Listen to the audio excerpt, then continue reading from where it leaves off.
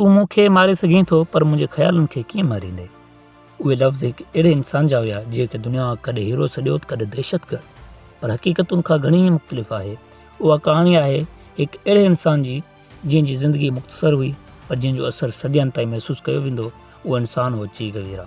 दोस्तो अस्सलाम वालेकुम।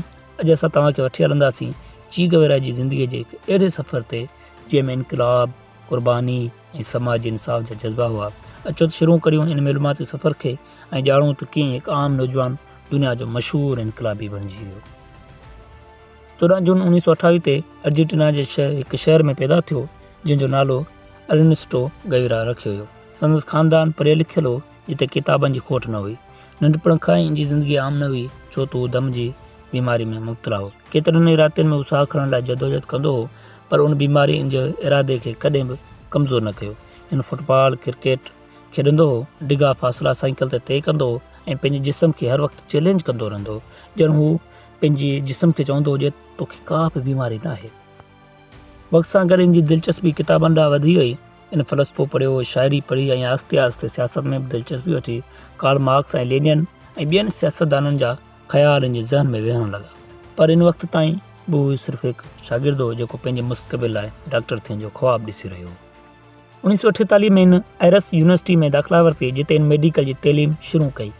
लॻी रहियो हो त हू हिकु आम डॉक्टर बणिजी वेंदो पर क़िस्मत इन लाइ कुझु ॿियो ई लिखी रखियो हो।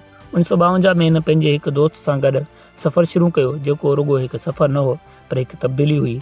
हिकु पुराणे मोटरसाइकिल ते सवार थी उहे ॿई ॾखिण अमेरिका जे रस्तनि ते निकिरी विया। उन सफ़र दौरान इन जेको ॾिठो उहो किताबनि में न हो। इन गुरबत खे वेझे खां ॾिठो, माण्हुनि खे बुख सां विढ़ंदे ॾिठो, मज़दूरनि खे ताक़त हेठि ॾिठो ऐं बीमार माण्हुनि खे बिना इलाज मरंदे ॾिठो। हिकु लम्हो अहिड़ो बि आयो जॾहिं हू कोर जे मरीज़नि सां मिलियो जिते उन बिना कंहिं डप जे उन्हनि सां हथु मिलायो। उन राति उन जे अंदरि कुझु उथल पुथल थी हिकु नओं इंसानु जनमु वरितो। उहो ई सफ़र बाद में संदसि मशहूरु किताबु मोटरसाइकिल डायरीज़ बणियो। पर हक़ीक़त में उहो हिकु डॉक्टर जे मरण ऐं हिकु इनकलाबी जे जनम जी कहाणी हुई।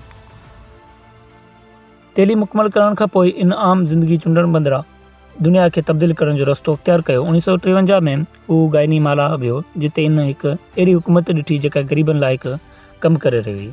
सदर ज़मीन विरहाए रहियो हो, बराबरी आणण जी कोशिशि करे रहियो हुयो पर ओचितो सभु कुझु ख़तमु ऐं बदिलजी वियो। अमेरिका जी मुदाख़लत सां उहा हुकूमत ख़तमु थी वई। उहो वाक़ियो चीज़ जे लाइ हिकु वॾो धकु हो। इन सम्झी वरितो त दुनिया में इंसाफ़ रुॻो ॻाल्हियुनि सां हल नाहे थींदो पर उन लाइ विढ़णो पवंदो आहे।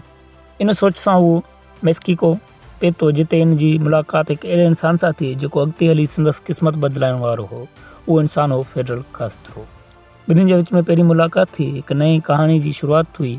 कास्त्रो क्यूबा में इनकलाब आणणु चाहींदो हो ऐं ची खे उहो मक़सदु पंहिंजी ज़िंदगीअ जो मक़सदु लॻो। इतां खां हिकु अहिड़ो सफ़र शुरू थियो जेको तारीख़ में हमेशह लाइ लिखिजी वियो। 1956 में हू ऐं संदसि साथी हिकु ॿेड़ी ते क्यूबा पहुता। शुरूआति इंतिहाई ख़तरनाक हुई। केतिरा ई साथी मारिजी विया पर जेके बचिया उन्हनि में ची बि शामिल हो। पोइ शुरू थियो गोरिला जंग। झंगलनि में बुख ऐं ख़ौफ़ जे विच में ची रुॻो हिकु सिपाही न हो, हिकु डॉक्टर बि हो जेको ज़ख़्मियुनि जो इलाजु कंदो हो ऐं साॻिए वक़्तु हिकु हिकमत अमल जो माहिर बि हो जेको जंग खे अॻिते वधाईंदो हो। 1958 में क्यूबा जी गोरिला जंग बहितरीनु साबित थी ऐं आख़िरकार हुक्मरान मुल्क छॾे भॼी वियो। 1959 में इनकलाब कामयाबु थियो ऐं ची हिकु फतह जी हैसियत में हवाईना में दाख़िल थियो। पर कहाणी हिते ख़तमु न थी। इक़्तिदार में अचण खां पोइ ची खे अहम ज़िम्मेवारियूं मिलियूं। इन तइलीम ऐं सिहत जे निज़ाम खे बहितर बणाइण जी कोशिशि कई पर साॻिए वक़्तु इन सख़्तु फ़ैसिला बि कया। पर चीअ लाइ हिकु मुल्क खे आज़ादु करणु काफ़ी न हो। इन दुनिया खे बदिलाइण जो ख़्वाबु ॾिठो हो।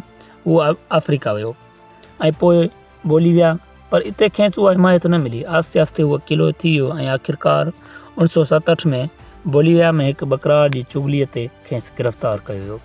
मौत खां कुझु लम्हा अॻु इन पंहिंजे क़ातिल खे ॾिसी चयो गोली हलाए, तूं रुॻो हिकु इंसान खे मारे सघंदे, संदसि नज़रिए खे न। पोइ गोलियूं हलियूं ऐं इंसानु ख़तमु थी वियो पर हिकु ॿी कहाणी शुरू थी जेका कहाणी हुई ची गवेरा जी तस्वीर दुनिया जी हर कुंड में नज़र अचे थी। नौजवान इन खे बग़ावत जी अलामत सम्झनि था। ची गवेरा सिर्फ़ु हिकु इंसानु न हो, हू हिकु ख़्यालु हो ऐं ख़्याल कॾहिं बि मरंदा न आहिनि। दोस्तों उमेद त असांजी अॼु जी वीडियो तव्हांखे ज़रूरु पसंदि आई हूंदी। अहिड़ी वधीक वीडियो ॾिसण जे लाइ असां यूट्यूब चैनल खे सब्सक्राइब कयो ऐं बेल आइकन जे बटन ते ज़रूरु दॿाइजो, जीअं असांजी ईंदड़ हर वीडियो जो नोटिफिकेशन अव्हां ताईं पहुची सघे। त पोइ असांखे ॾींदा इजाज़त। ख़ुदा हाफ़िज़।